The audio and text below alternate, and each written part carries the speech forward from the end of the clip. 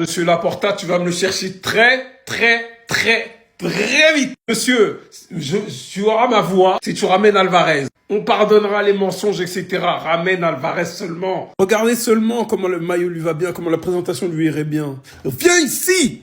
Toujours l'Atlético Madrid, c'est ça en fait.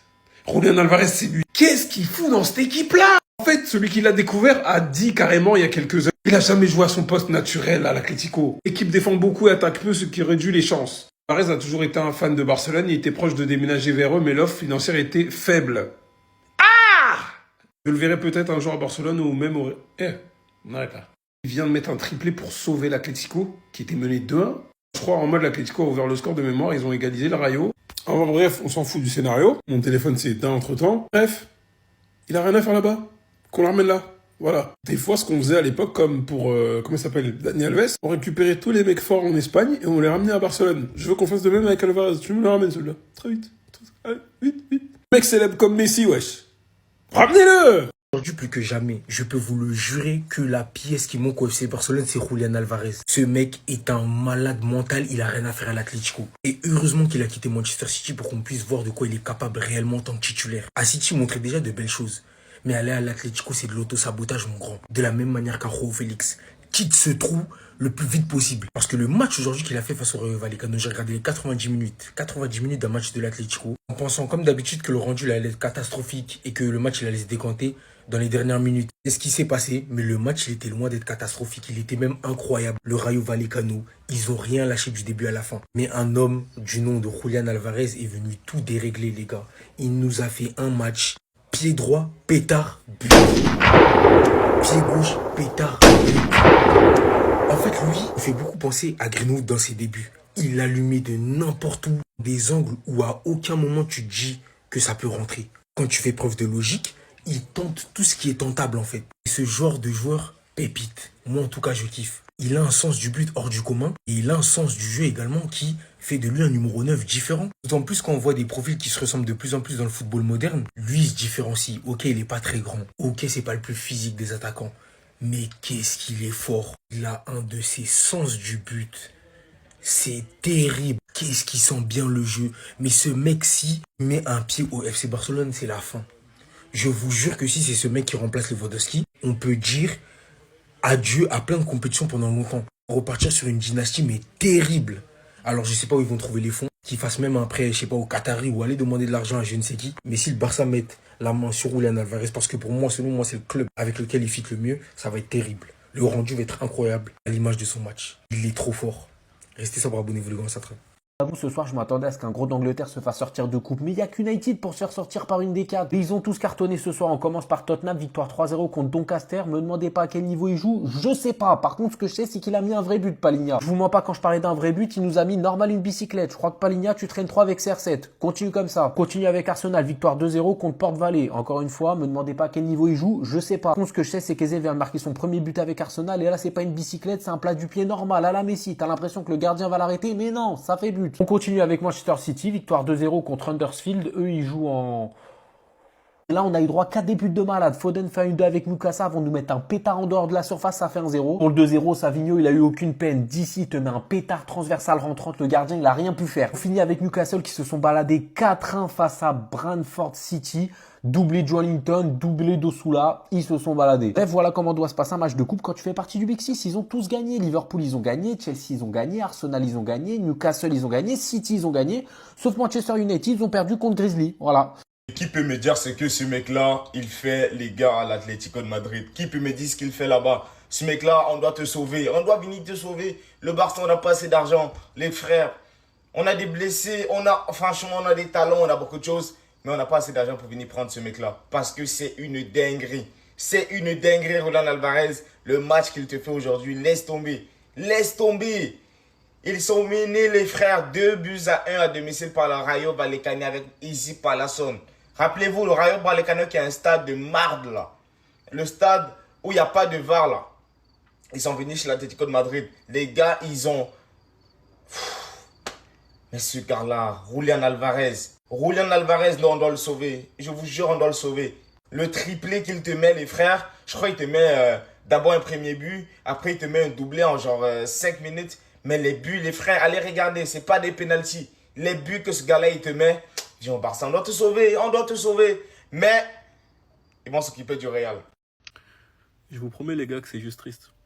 Les joueurs du Barça qui sont allés voir Gavi et le petit message posté par Gavi, ceux qui me connaissent savent que je reviendrai chaque fois que nécessaire pour défendre le Barça et mes proches jusqu'au bout. Le véritable héros ne se construit pas dans les moments de succès, mais dans ceux où il se relève après avoir chuté. Merci à tous pour vos messages d'encouragement et d'amour. On a pu voir sur les réseaux le message de Lamine Yamal, le message de Dani Olmo, ou bien même celui de Dembélé. Plein de courage petit frère, j'espère que tu te rétabliras vite pour que je puisse te revoir profiter du terrain. Gros bisous et tu me manques tellement. Sans oublier le très beau message de Ronald Araujo. On dit que les batailles les plus dures sont données aux meilleurs guerriers. Et quand il me parle d'un guerrier, tu es exactement cela Gavi. Plus le message de soutien du club. Les gars, je pense que certains ne réalisent pas à quel point c'est un choc. On l'a vu avec les déclarations des flics, on l'a vu avec les échos qui sont sortis sur internet. Le vestiaire est choqué car personne s'y attendait. Le joueur lui-même s'y attendait pas et s'est même évanoui lorsqu'il a appris qu'il allait être absent 5 mois. Ils ont vu à l'intérieur de son genou, ils ont vu à quel point il était gâté. Avoir été absent 1 an, puis ensuite 5 mois, sachant qu'on sait tous que c'est année de Coupe du Monde, à quel point c'est une compétition qui compte pour les joueurs, on reverra pas en février. Moi, je vous promets les gars, je suis encore choqué.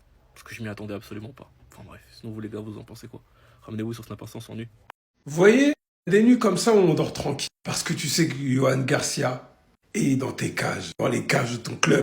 Finir en du match contre le Rayo Vallecano, avec les arrêts qu'il a dû faire. Et hors-jeu, pas hors-jeu, lui, ça le concerne pas. Avoir un gardien qui est extrêmement bon aux balles au pied, qui nous a surpris. Ça a mis la tête de Ter Stegen, en fait, dès qu'il fait des arrêts. Le réalisateur est en pierre. Match où il va te faire 100% de passes réussies, c'est une dinguerie.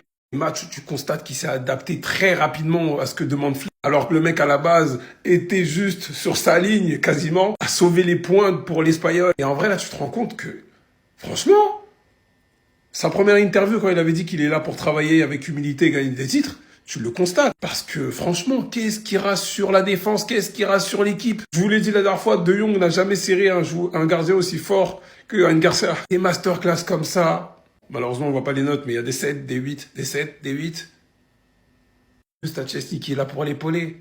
Il joue le rôle de grand frère, qui le montre, la direction. Apprendre pour jouer, du coup, avec le moins de pression possible, entre guillemets. Lui-même qui a beaucoup appris, en passant par Rome. Pourquoi ça cut comme ça les images? Là, c'est Buffon. Et puis là, Emiliano Martinez, mais je pense que c'est un peu plus l'inverse, parce qu'il était titulaire. En tout cas, 10 sur 10, ça recrue. C'est devenu... Je suis abattu. Je suis dépité. Gavi absent entre 4 et 5 mois.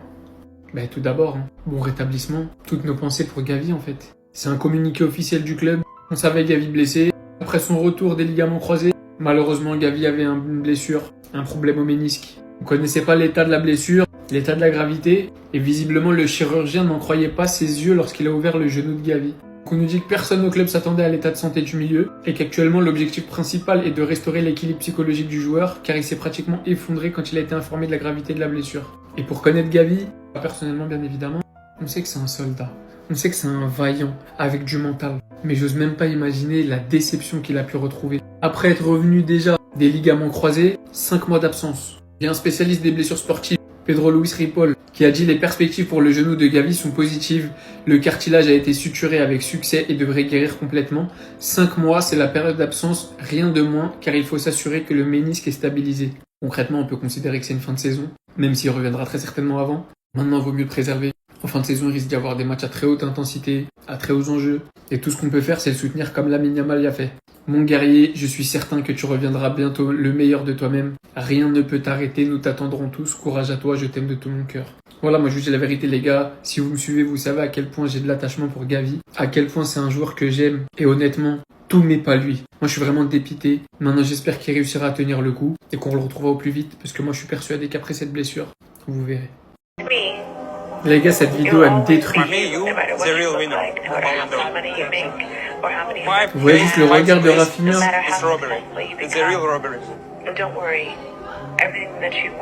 Son regard sur la vidéo. Comme il me déchire le cœur. Si seulement on avait fait sa propagande. Mais vous prenez pour qui en fait? Pour qui vous vous prenez? Vous pensez qu'on est qui? Toute la team là, c'est à cause de vous, fallait mieux faire la propagande. Mais vous vous prenez pour qui? Vous pensez avoir de l'importance aux yeux de qui? Ceux qui pensent que nous, les TikTokers, les gens en commentaire, les gens sur Twitter. Oui, je vais pas être hypocrite, on va mettre un petit peu de nuance. Bien sûr, je n'ai cessé de le répéter, pour moi, Rafinha méritait le ballon d'or. Il a fait une saison extraordinaire, c'était le joueur le plus régulier.